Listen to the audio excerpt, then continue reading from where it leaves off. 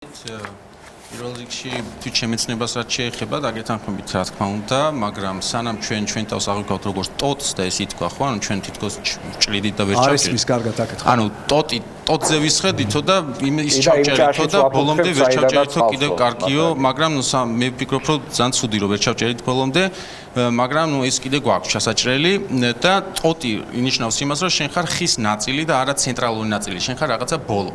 ჩვენ თავს სამწუხაროდ ძალიან ხშირად აღვიქვათ როგორც პროვინცია. შეიძლება არ ვამბობთ ამას რომ ჩვენ პროვინცია ვართ რუსეთის. მე რო ტოტი მეხსენებინ რომ არ მახსენებ. არ განაცხადა ხო ნაცარქექიაზე მივალ მე. და რაც შეეხება თქვათ პროვინციალიზმს, ხო ანუ მე არ გულისხმობ ჩვენ ვამბობთ რომ ჩვენ ვართ ან საბჭოთა კავშირის ან რუსეთის პროვინცია, მაგრამ მე მგონია რომ ჩვენ ვიქცევით როგორც პროვინციები. მაგალითად, როდესაც ჩვენ გვიხარია, როდესაც ჩვენ საკუთარ პრეზიდენტს დასცინის რუსი მსახიობი და ამას ვეგებებით ოვაციებით, ეს პრეცედენტი მოხდა. მე მესმის რომ შეიძლება ძალიან ვის ვაკრიტიკებთ? ასეთი აზრის გააბსოლუტება არ შეიძლება. ეხლა თუ შეიძლება დავამთავრებ, ანუ იყო ესეთი შემთხვევა, ჯელობის წესის დარღვევა თეატრალურ სპექტაკლზე, ანუ ერთ-ერთ ფესტივალზე გამოვიდა რუსი მსახიობი, დასცინა ჩვენს პრეზიდენტს, ბატონ მიხეილ სააკაშვილს და შემდეგ ამას მოყვა ოვაცია ქართული მაყურებლის მხრიდან. როდესაც ჩვენ საუბრობთ ორმხრივ ნებაზე, მე რატომღაც გონია რომ რუსი მსახიობი გამარჯვებული ქვეყნიდან ჩამოდის და დასცინის შენს სახელმწიფო სიმბოლოებს და პრეზიდენტი არის ასეთი და შენ ამას აღიქვა ოვაციით ეგებები და ჩადიხარ და უფრიალებ საქართველოს დროშას იმ იმედით რომ ის მერე შენ შეგიყვარებს რაღაც სხვანაირად. მე მგონია რომ ეს არის ცალმხრივი სიყვარული, რასაც შედეგი არ ექნება.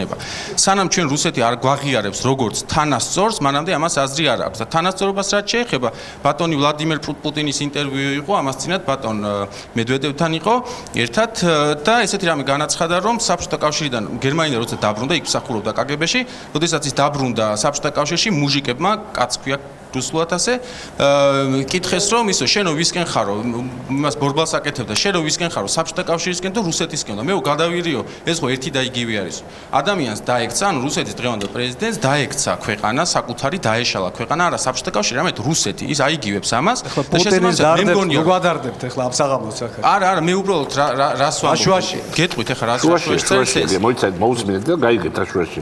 მოგახსენებთ, ანუ შევკრავ თუ შეიძლება ამ ყველაფერს იმით, რომ სანამ მოწინააღმდეგე ქვეყნის და რუსეთი არის ჩვენი მოწინააღმდეგე ქვეყნის პრეზიდენტი თვლის, რომ ჩვენ ვართ მისი დაქცეული ქვეყნის ნაწილი და ის ცდილობს არა შენთან როგორც თანასწორ ხესთან, ისევ და ისევ თქვენს მეტაფორას დაუბრუნდები, იურთიერთოს, არამედ როგორც ტოტთან, რომელიც უნდა ის ნახევრად ჩახერხილი ისევ გაამთლიანოს, მანამდე ჩემი აზრით არანაირი აზრი არ აქვს იმას, რომ ჩვენ რამე სახალხო დიპლომატიის მცდელობები ვაწარმოოთ და კიდე იმის იმედი გქონდეს, რომ ვინმეს რამე დაუთმოთ. აქ რამოდენიმეჯერ გთავაზობთ იქნებ მე გეტყვით, რასაც გთავაზობთ, აქ ითქვა, რომ ჩვენ ვართ ნაცარქექია, ანუ ჩვენ უნდა ვიყოთ როგორც ანუ გაძვერი გამოძვერი მოჩალიჩე პიროვნება, მე მაინც მგონია, რომ ჩვენ რაც უნდა გავაკეთოთ, ჩვენ უნდა ვიყოთ ის რაც ვართ. ანუ ჩვენ ვართ ძალიან კულტურული ერი, განათლებული ერი, ჩვენ ვიყავით ყოველთვის ასეთი, მაგალითად მე-19 საუკუნის ბოლოს, ხო, ანუ თქვათ მე-20 საუკუნის დასაწყისში, საბჭოთა ისტორია არ არის ჩვენი ერთადერთი ისტორია, ჩვენ უნდა ძალიან კარგად შევისწაროთ რანი ვიყავით და ის გზა გავაგრძელოთ, რაც დამთავრდა 1921 წელს, ხო? ანუ